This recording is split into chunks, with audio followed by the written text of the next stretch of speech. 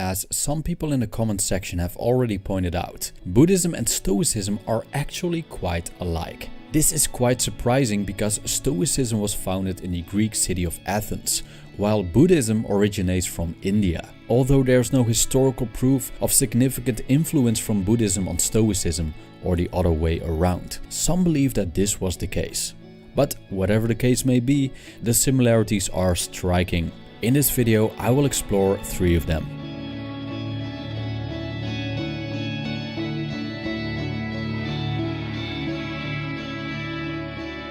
The first similarity is the set of practices that lead to happiness. The Buddhists have the Eightfold Path, which consists of 8 practices: right view, right resolve, right speech, right conduct, right livelihood, right effort, right mindfulness, and right samadhi. Samadhi can be translated loosely as meditation. By following the Eightfold Path, we release ourselves from the bondage of attachment to earthly pleasures, as well as our endless mental chatter, and reach a state of liberation. The Buddhists call this liberation nirvana, which means enlightenment. To attain nirvana, we must abstain from certain things and embrace others. We are to keep our desires for sensual pleasures in check, do the right thing, and act wisely instead of foolishly. This is surprisingly similar to the Stoic system of virtue and vice. For the Stoics, happiness means living in accordance with nature, which they call eudaimonia. Eudaimonia can be attained by following virtue and staying away from vice. Stoic virtue can be subdivided in wisdom, justice, courage, and moderation. Stoic vice can be subdivided in foolishness, injustice, cowardice, and intemperance, which are basically the opposites.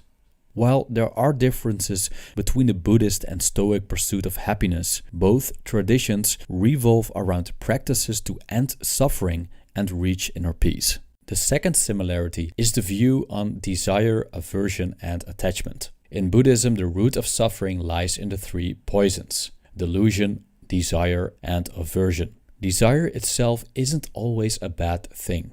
Desiring food and water is necessary to some extent, otherwise we would not survive. And desiring not to desire is also desire. However, desire has close relationships with craving, greed, and attachment, and with intemperance, or the lack of moderation, which is a Stoic vice. The Buddha observed that when we attach ourselves to other people, we hurt when they disappear. And when we desire strongly for money, we hurt when we lose it. The opposite of desire is aversion, which leads to fear and hate. And as Master Yoda so profoundly stated, hate leads to suffering. Epictetus concluded the same, as we can read in the Stoic work The Enchiridion, and I quote, "Remember that following desire promises the attainment of that of which you are desirous, and aversion promises the avoiding that to which you are averse. However, he who fails to obtain the object of his desire is disappointed, and he who incurs the object of his aversion, wretched." End quote. The Stoics argued that we should not focus on things beyond our control. These things are unreliable, so attaching to them is a recipe for suffering. This doesn't mean that we should averse them. Instead, it's better to develop a healthy indifference towards them, which the Buddhists call detachment or non-attachment. Last but not least, the third similarity between Stoicism and Buddhism is that both traditions encourage us to focus on the now. The Buddhists use mindfulness and meditation techniques to keep their attention in this moment and train the so-called monkey mind. Here is a part of the translation by the Vietnamese monk Thich Nhat Hanh of one of the discourses of the Buddha. I quote, "Do not pursue the past. Do not lose yourself in the future. The past no longer is. The future has not yet come. Looking deeply at life as it is in the very here and now, the practitioner dwells in stability and freedom." End quote.